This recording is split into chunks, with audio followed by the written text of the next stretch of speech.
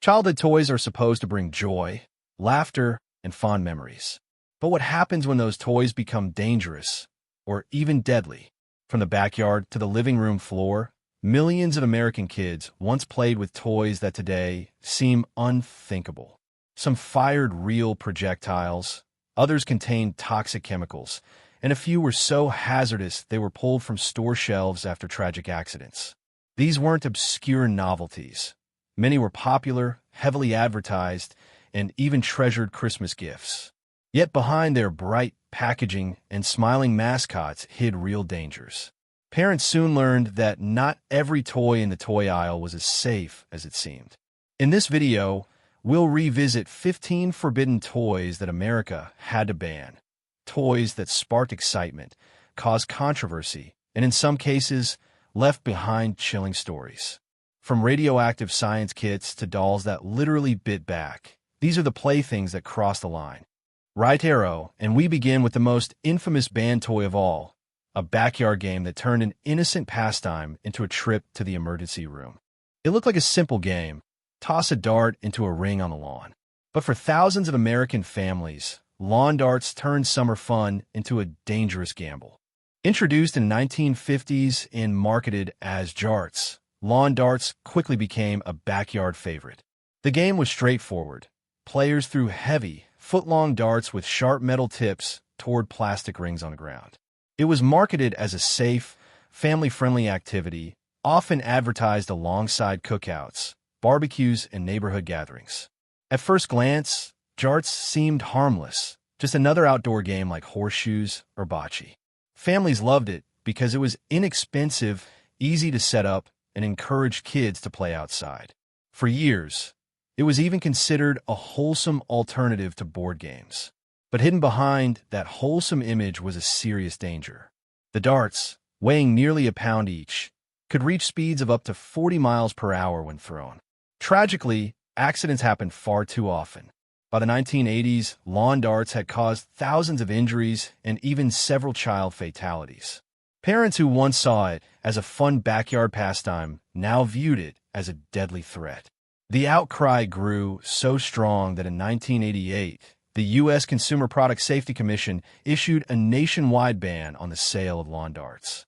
Today, they're remembered not as a fun family game, but as one of the most infamous banned toys in American history. And while lawn darts taught us the hard way about sharp objects and children, the next toy on our list proved that sometimes danger could come in a form that looked innocent, even soft and cuddly. In the 1990s, Cabbage Patch Kids were America's most beloved dolls. But when one version started literally eating children's fingers, parents realized the toy had gone too far. Cabbage Patch Kids first hit the market in the 1980s and quickly became a cultural phenomenon. Kids begged for them. Parents lined up outside toy stores, and they became one of the most iconic toys of the decade. By the mid-1990s, the company decided to update the brand with a new gimmick, the Snacktime Cabbage Patch Kids. These dolls came with plastic food pieces that children could feed into their mouths. Inside the doll was a set of motorized, battery-powered rollers designed to chew and pull the food into the toy's belly. On paper, it sounded magical, a doll that really ate just like a child. Kids loved the novelty, and parents rushed to buy them during the holiday season. For a brief moment, it looked like another hit in the long-running Cabbage Patch craze. But there was one problem. The doll had no off switch. Once it started chewing, it wouldn't stop, no matter what was in its mouth. Hair, clothing, and even small fingers were pulled in by the rollers, leaving terrified children stuck with their hands trapped in the doll's jaw. Stories began surfacing of parents having to pry their children free while the doll chewed relentlessly. The backlash was immediate. Parents were outraged, media outlets ran alarming stories, and the Snacktime Cabbage Patch Kids were pulled from shelves in 1997. What was meant to be a fun upgrade to a beloved toy instead became a bizarre and frightening memory for families who owned one. If a doll that couldn't stop chewing sounds unsettling, the next toy on our list makes it look tame, because it actually gave kids a taste of real radiation. Imagine unwrapping a Christmas gift only to find a real box of uranium inside.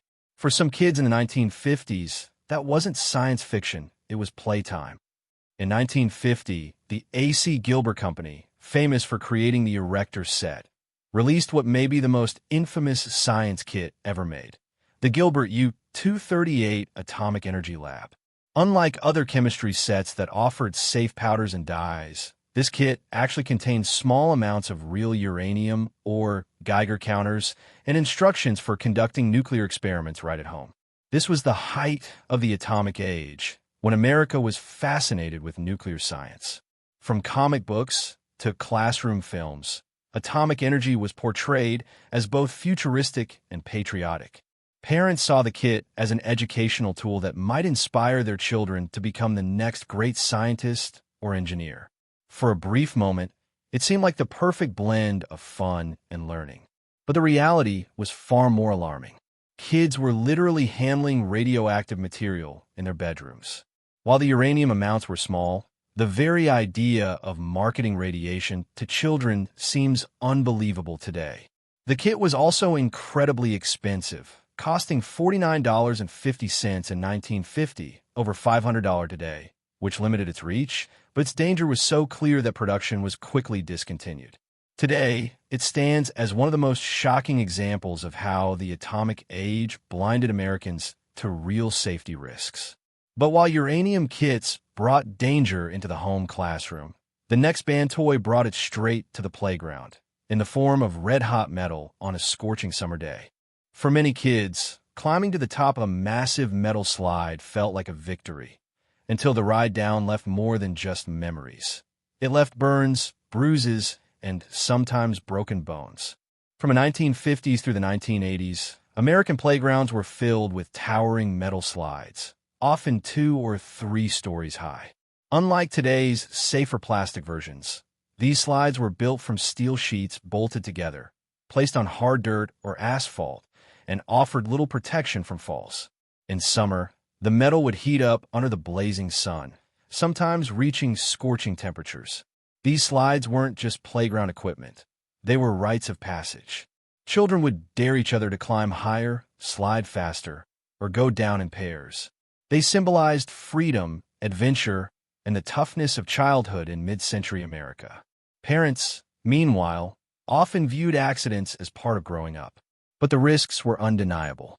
Kids suffered burns from the overheated metal, sprains and fractures from falling off the high ladders, and cuts from poorly finished edges. By the 1990s, as playground safety standards tightened, these slides began disappearing, replaced by shorter, plastic versions surrounded by soft mulch or rubber mats. For many, the old metal slides are remembered with both fondness and fear, a nostalgic reminder of a time when childhood play came with real risks. And while the giant slides left their mark on summer days, the next toy on our list proved that even something as simple as a slingshot could take danger to a whole new level. Aiming at tin cans was the idea, but with the power of a wrist rocket, kids could send projectiles flying fast enough to break glass, dent cars, or worse. The slingshot has been around for centuries, but in the 1960s and 70s, it got a modern upgrade. Enter the wrist rocket, a high-powered slingshot with a metal frame, surgical-grade rubber tubing, and a wrist brace for extra stability. This wasn't the wooden fork stick from cartoons. It was a precision device capable of launching steel ball bearings or rocks at incredible speeds. To kids, the wrist rocket felt like owning a piece of adventure gear. It promised accuracy, strength, and the thrill of real marksmanship. Boys in particular saw it as the ultimate backyard toy, and manufacturers marketed it as a sporting tool rather than just a plaything. For some, it was the closest thing to holding a weapon without actually having one. But with that power came serious danger. Reports began surfacing of children shattering windows, injuring neighborhood pets, and even causing eye injuries. Hospitals treated cases of kids blinding themselves or others, and what began as innocent fun quickly revealed itself as a public safety hazard. By the 1980s, many schools and neighborhoods outright banned wrist rockets, and in some states, they were classified closer to weapons than toys. And while slingshots packed a surprising punch, the next banned toy on our list didn't just sting. It could actually set your living room on fire. It promised to launch like a real rocket. But what parents didn't realize was that this toy required open flames and flammable fuel.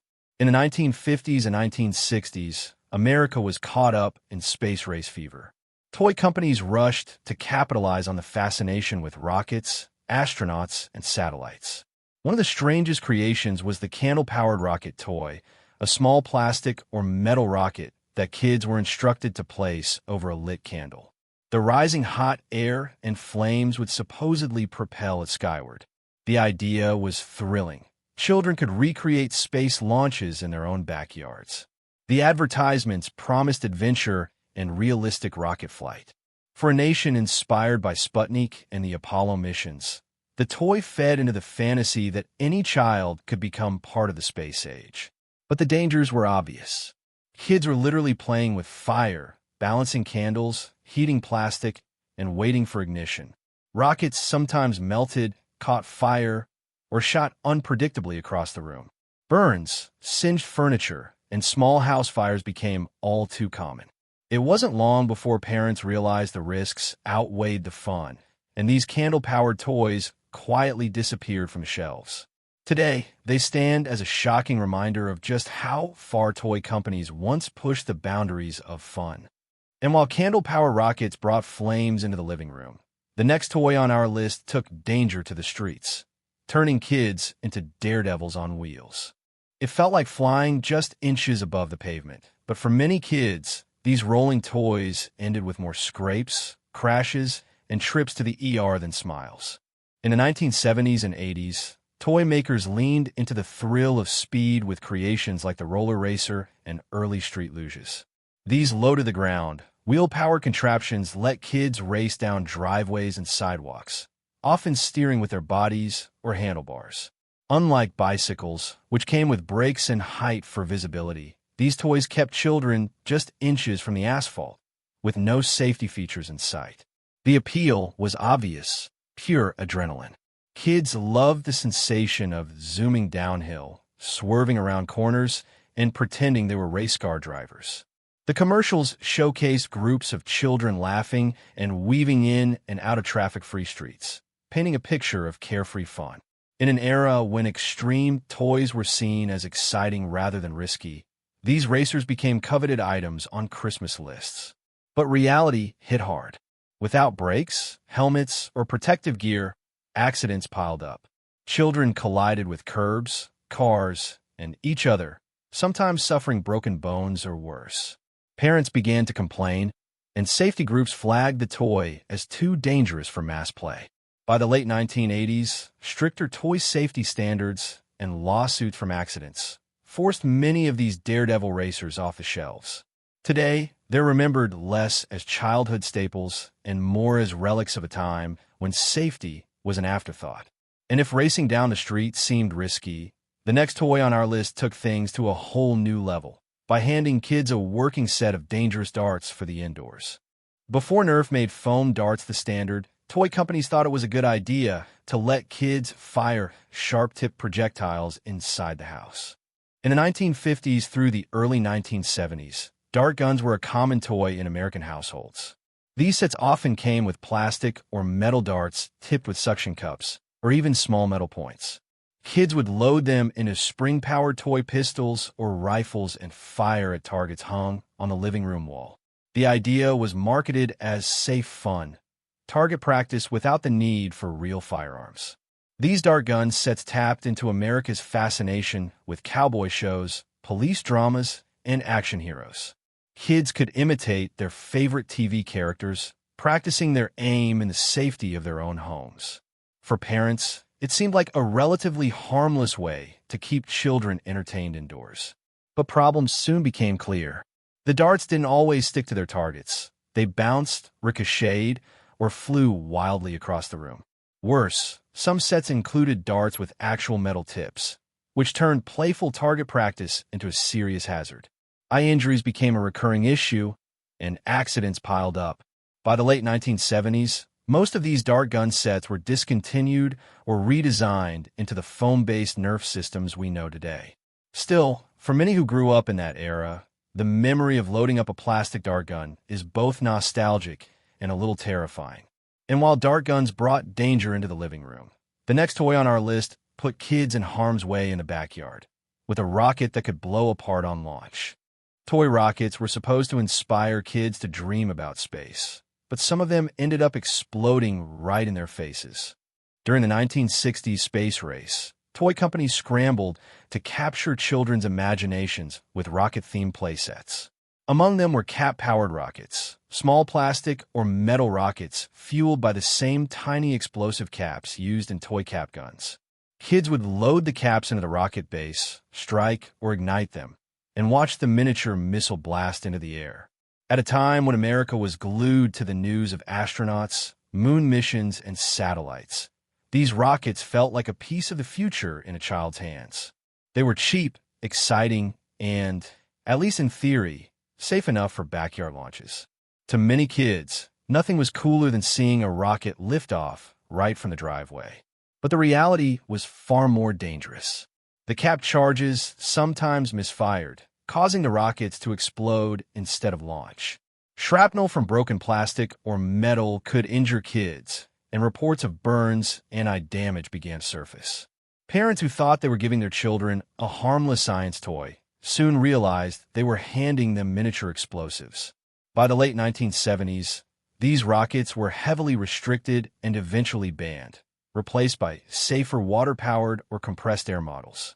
Today, they stand as a fiery reminder of how far toy companies once went to chase the thrill of danger.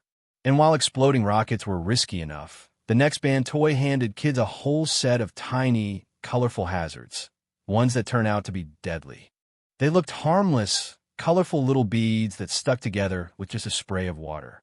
But hidden inside was a chemical that turned playtime into a medical emergency. In 2007, Aqua Dots hit American toy shelves and quickly became one of the hottest crafts for kids. The concept was simple. Arrange tiny, colorful beads on a plastic grid, spray them with water, and they would fuse together, creating designs without the need for heat or glue. It seemed safe, creative, and perfect for younger children who love crafts. Parents loved Aqua Dots because it encouraged creativity without mess, and kids adored the bright colors and endless design possibilities. It even won awards for toy innovation and became a massive holiday bestseller. To many, it felt like the perfect combination of art project and toy. Simple, safe, and fun. But there was a dark secret inside those beads. Tests revealed they were coated with a chemical that, when ingested, metabolized into gamma hydroxybutyrate, better known as the date rape drug. Children who accidentally swallowed the beads became dizzy, unresponsive, and in several cases, slipped into comas. The shocking discovery led to a worldwide recall of more than 4 million kits. Overnight, what had been one of the year's most popular toys turned into one of the most infamous recalls in toy history. And while Aqua Dots shocked parents with hidden chemistry, the next toy on our list didn't need secret ingredients. Its danger came from spinning at high speed with blades of real steel. It was supposed to bring the excitement of space battles into kids' bedrooms, but instead, it launched a safety scandal that shook the toy industry. In 1978, riding on the success of Star Wars, Mattel released a line of toys based on the hit TV show Battlestar Galactica. Among them were spaceships equipped with a new feature, spring-loaded missile launchers. Kids could press a button and fire plastic projectiles across the room, simulating epic intergalactic battles. It was marketed as the next step in action play, more interactive, more thrilling, and more realistic than ever before. For fans of science fiction, these toys were a dream come true. They weren't just static models. They moved, fired, and engaged the imagination in new ways. Children loved loading up the missiles. Parents bought them eagerly during the holiday rush. And toy companies were convinced projectile firing features were the future of action figures. But tragedy struck when a young child accidentally choked to death after swallowing one of the small plastic missiles. The heartbreaking incident sparked lawsuits, a nationwide outcry, and ultimately, a massive recall. Mattel was forced to redesign the toys, removing the firing mechanism and gluing the missiles permanently in place. The scandal also led to much stricter toy safety regulations, changing the way action figures were designed for decades. What was once a cutting-edge feature became a cautionary tale of how quickly fun could turn fatal. And while missile-firing toys taught companies the risks of small parts, the next band plaything proved that even spinning tops could become dangerous weapons in disguise. The thrill of flying a helicopter from your own backyard was irresistible, until kids realized those spinning blades were sharp enough to cut skin. In the 1960s and 70s, toy companies raced to bring aviation into the hands of children. Among the most exciting gadgets were battery-powered or wind-up toy helicopters that could take off, hover, and circle the yard. Many of these models featured real metal rotor blades, meant to mimic the authentic look and feel of actual helicopters. Advertisements boasted of lifelike action and realistic flying fun. For a generation growing up on shows like MASH** and endless news footage of helicopters in Vietnam, these toys captured the imagination. They represented cutting-edge technology scaled down for kids. It was thrilling to watch them lift off the ground, whirring and spinning like the real thing. For many, it felt like stepping into the future of play. But excitement quickly turned to danger. The metal blades spun at high speeds, and when they struck a child's face, arms, or even eyes, they caused real injuries. Reports of cuts and lacerations began to mount, and parents realized the toy was less about fun and more about potential trips to the emergency room. By the late 1970s, manufacturers quietly discontinued the metal-bladed versions, replacing them with lighter, safer plastic rotors. Still, for many who remember them, these toy helicopters remain a chilling reminder of how dangerously realistic toys could once be. And while toy helicopters brought sharp blades into the skies, the next band plaything brought danger back down to earth, with a chemistry set that put acid in kids' hands. For generations, chemistry sets promised kids the thrill of discovery, but some came with ingredients so hazardous they could burn skin or poison the air. From the 1920s through the 1960s, chemistry sets were one of the most popular educational toys in America. Marketed as tools to inspire the scientists of tomorrow, these kits often contained real laboratory chemicals like sulfur, potassium nitrate, and even small amounts of acidic compounds. Many came with alcohol burners, glass test tubes, and instruction manuals encouraging kids to mix, heat, and experiment freely. In a world fascinated by progress, from industrial breakthroughs to the dawn of the space age, these kits symbolized possibility. Parents saw them as wholesome, educational gifts that encouraged curiosity and ambition. Kids loved them because they felt like real scientists conducting bubbling experiments at the kitchen table. For many, the chemistry set was a treasured rite of passage. But what seemed educational could also be explosive. Some children accidentally created noxious fumes, started small fires, or suffered chemical burns. Others discovered the instructions offered experiments far more dangerous than fun, such as producing chlorine gas. By the 1970s, mounting safety concerns and lawsuits forced companies to strip the sets of hazardous materials, replacing them with harmless powders and dyes. While safer for children, the new versions lost their mystique, and the golden age of the classic chemistry set came to an end. And if chemistry sets gave kids too much power in the lab, the next toy on our list handed them a thrill ride that turned playground fun into a crash course in broken bones. They looked innocent enough, just a small trampoline in the backyard, but these so-called mini jumpers became a launch pad for countless trips to the emergency room. In the 1950s and 60s, trampolines were introduced to American families as an exciting new way to exercise and entertain children. Smaller, backyard versions quickly followed, compact round trampolines marketed as safe alternatives to the big gymnastic models. They promised fun, fitness, and endless laughter, all from the comfort of the backyard. Ads even encouraged parents to use them as a way to build coordination and strength in their kids. In the age of neighborhood block parties, backyard barbecues, and suburban family life, mini trampolines were a symbol of wholesome recreation. Children would bounce with friends for hours, while parents watched proudly, thinking their kids were staying active and healthy. For many, the sight of a trampoline in the yard meant their house was the go-to spot for fun. But the fun often came at a painful price. Without safety nets, padding, or weight limits, many trampolines were a breeding ground for accidents. Kids would collide in mid-air, land awkwardly on the hard metal frame, or tumble off entirely onto the ground. Broken bones, concussions, and sprains became so common that by the 1970s and 80s, consumer safety groups declared them one of the most hazardous backyard toys in America. Lawsuits mounted, regulations tightened, and eventually, most versions of these backyard jumpers disappeared from the market, leaving behind a mix of fond memories and painful scars. But if backyard trampolines caused plenty of bumps and bruises, our next toy had dangers hidden in plain sight because it involved real darts with needle-sharp metal tips.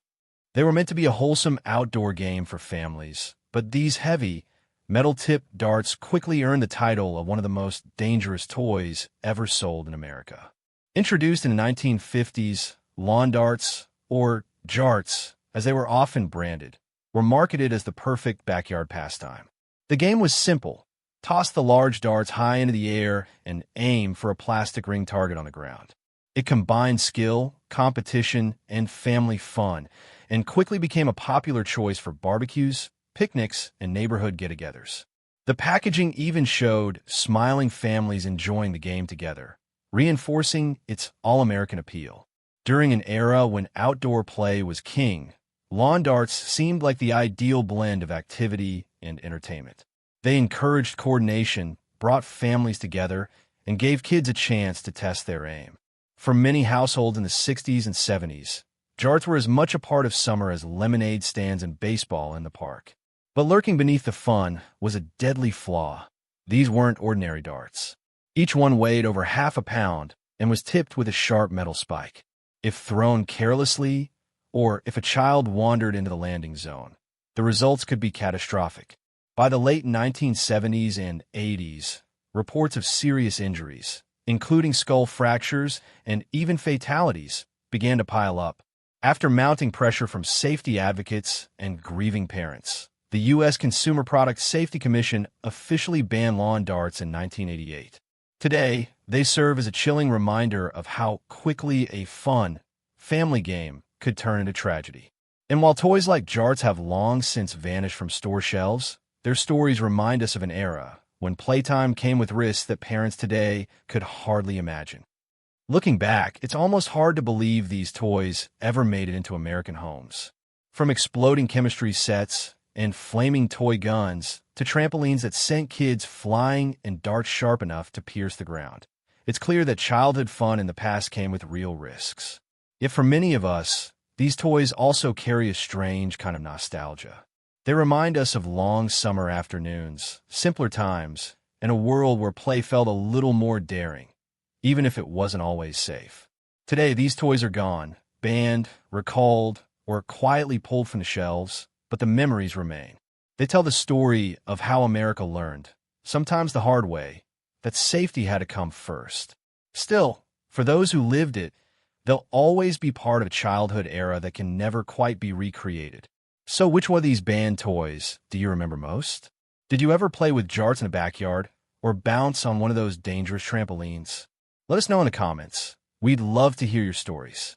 And if you enjoyed this trip down memory lane, be sure to like this video, subscribe to the channel, and hit the bell so you never miss another episode of the America We Remember. Because the past may be gone, but here it always lives on.